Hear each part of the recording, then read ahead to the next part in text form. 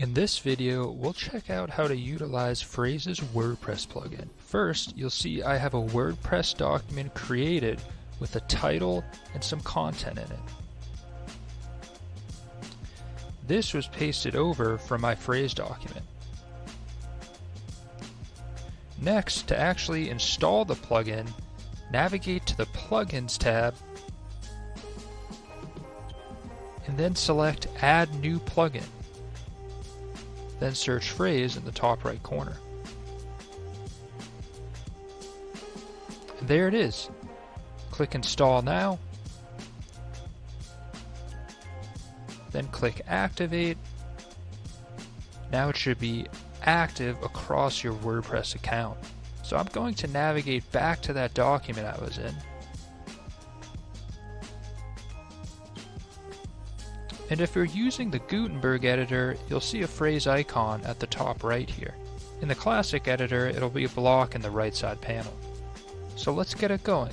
It will ask you to sign in if it's your first time using it, and once signed in, you'll see this screen. You can create a document through the button here, or if a document was linked here previously, you can click Return to Competitor Analysis. But we'll see how to link an existing document. Just click this Link New Document text, navigate to your Phrase document, copy the link in the browser,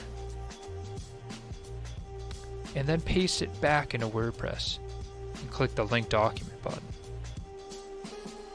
Once the plugin is loaded up, you'll see the SERP tab for viewing and citing research, as well as the Optimize tab for Phrase's topic score. I can cite content from the SERP tab by clicking on the header and clicking the Paste button at the top right corner. But the truly vital part of this plugin is the Optimize tab that allows you to use Phrase's topic score for SEO optimization.